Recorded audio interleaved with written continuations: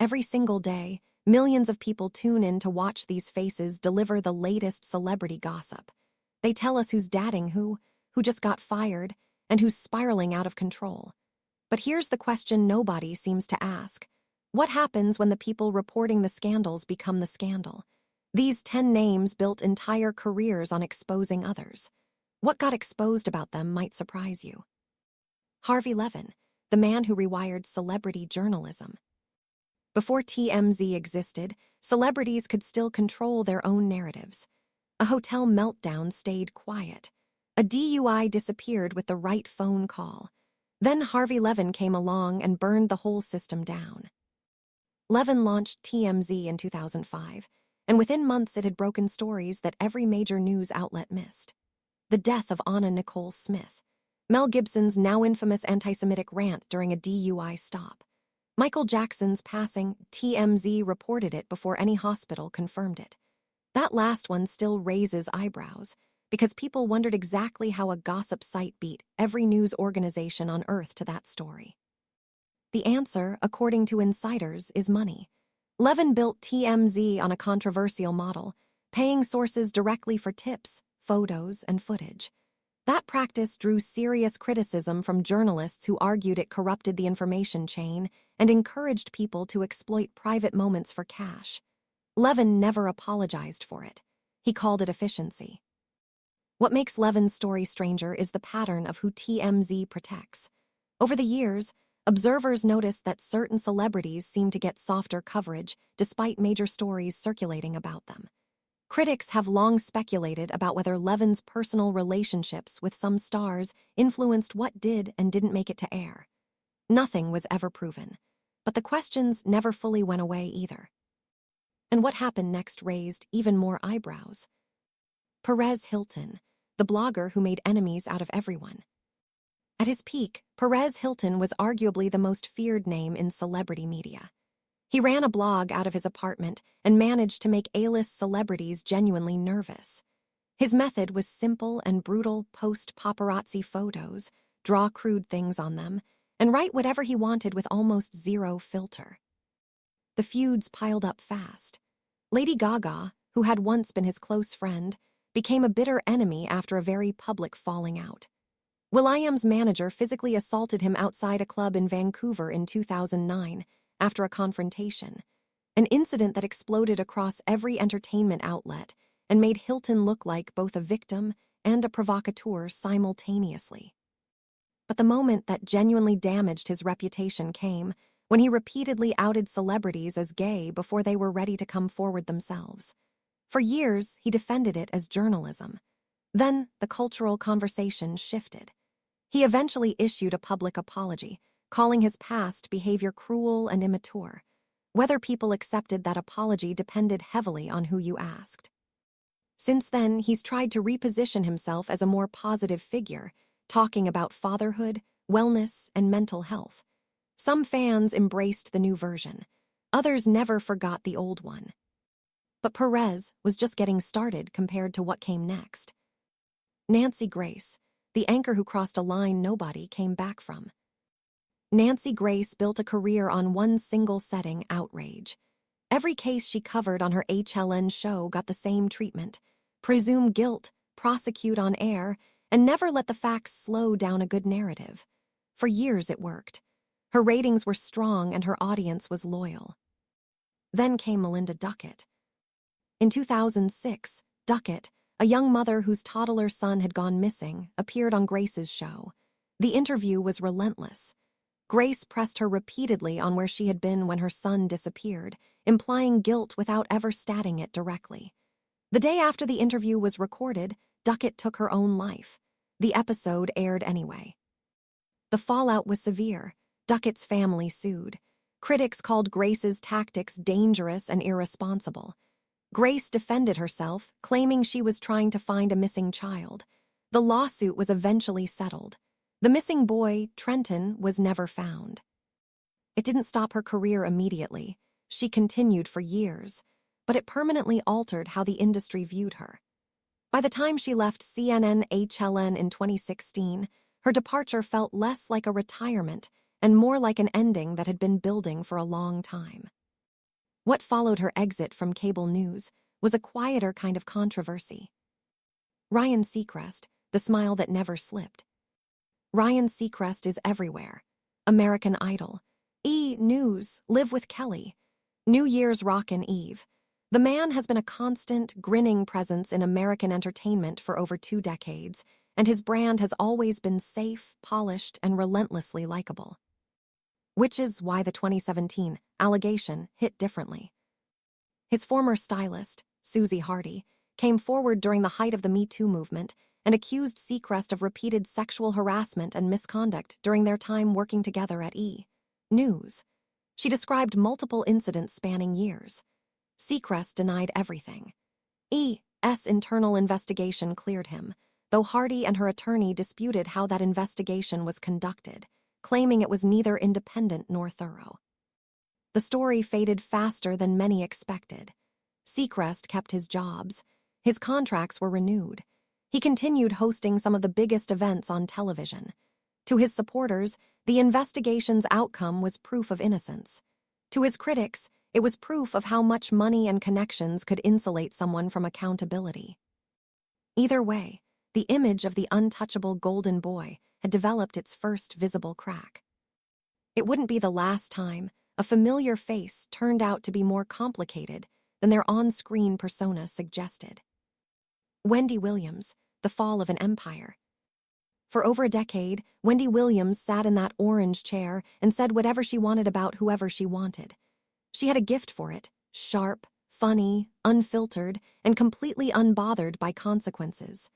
Her "how you doin'" catchphrase became part of the cultural vocabulary. Then her own life became the story she would have torn apart on air. Her husband of over 20 years, Kevin Hunter, was publicly revealed to have fathered a child with another woman. The affair had apparently been an open secret in certain circles for years, but the confirmation was still a shock. Williams divorced him. She also fired him as her manager. The show went on. But something had shifted. She collapsed on air during a Halloween episode, fainting live in front of the cameras. Health issues, later connected to her battle with lymphedema and a thyroid condition, began affecting her ability to host consistently. Guest hosts rotated through her chair with increasing frequency. Then came the guardianship situation. Reports surfaced that a financial guardianship had been placed over her affairs, restricting her access to her own money. Williams herself gave contradictory public statements about her condition and her situation, leaving fans and observers genuinely uncertain about how she was doing. The show was eventually canceled. As of the time of this video, rumors continue to swirl about her health and her current life circumstances, though no confirmed full picture has emerged. And while Wendy's story was unfolding, another beloved media figure was facing questions of his own. Andy Cohen, the insider who got too close. Andy Cohen built his reputation on access. As the architect of Bravo's Real Housewives franchise and the host of Watch What Happens Live, he became one of the most connected figures in entertainment.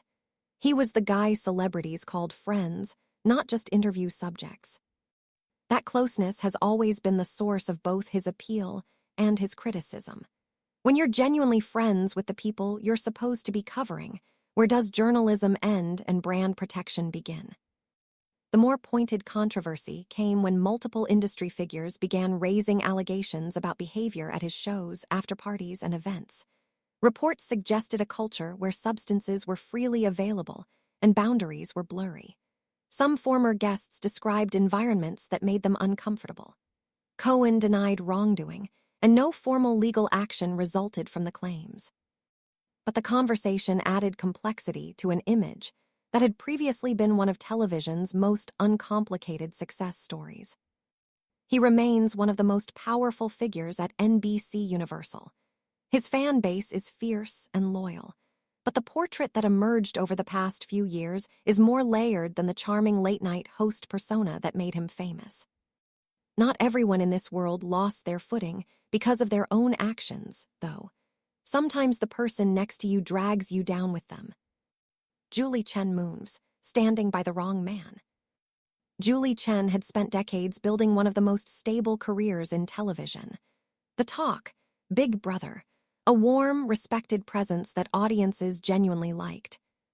Then her husband, CBS chief Les Moonves, became one of the most prominent figures in the Me Too movement, on the wrong side of it. Multiple women came forward with detailed accusations against Moonves, describing a pattern of coerced behavior and retaliation that stretched back decades. CBS investigated. Moonves denied the allegations. He eventually resigned in 2018, forfeiting a reported $120 million severance package in the process. It was one of the most significant executive falls of the entire era. Chen's response was to stand by him. She left the Talk shortly after his resignation, signing off with a statement using only her married name, Chen Moonves, in what many read as a deliberate show of solidarity. Critics were harsh. Supporters argued she was a wife protecting her family. The truth of what she knew, and when she knew it has never been fully established. She has maintained a low public profile since. Big Brother continues without her as consistent host presence. The career she spent 3 decades building was altered permanently by a choice she made in a single moment. That kind of reputational damage from association isn't unique to her story. Billy Bush, the tape that ended a career. Billy Bush was the Access Hollywood host. Likeable, polished, good at the job. Nobody considered him controversial. Then in October 2016, a tape leaked.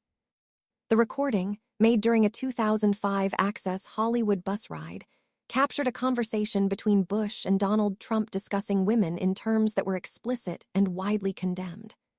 Trump's comments were what dominated the headlines, but Bush was on that tape too, laughing along, enabling the conversation, playing to an audience of one.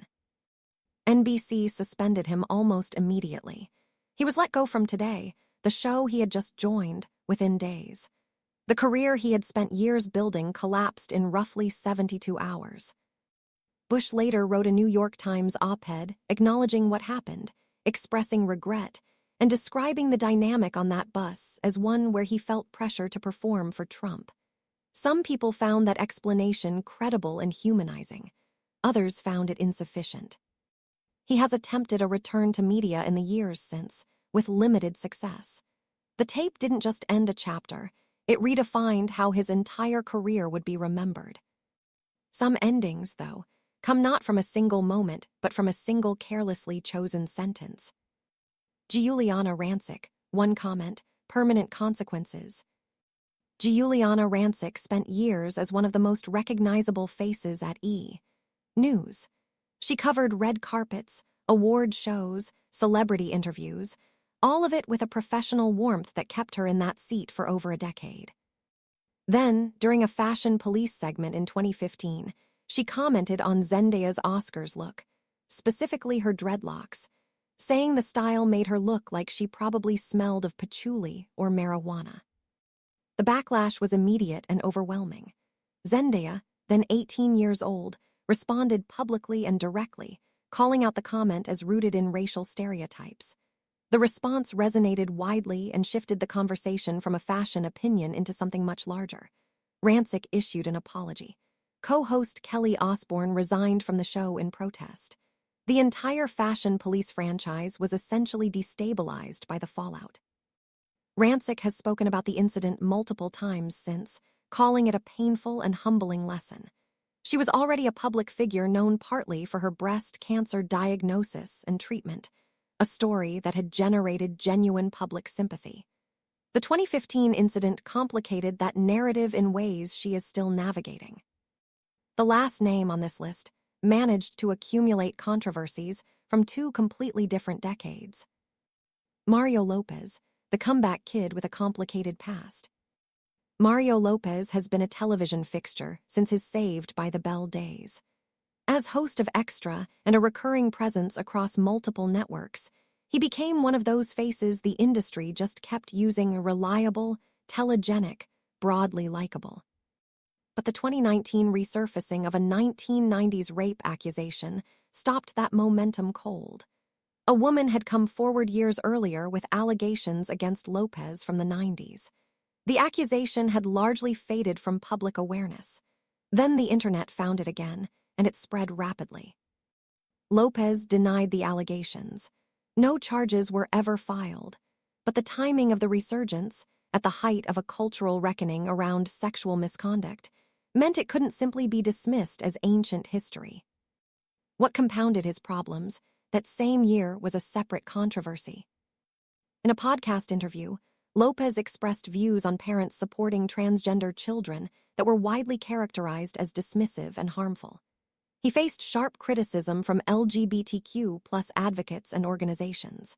He apologized fairly quickly, calling his comments ignorant and pledging to learn more.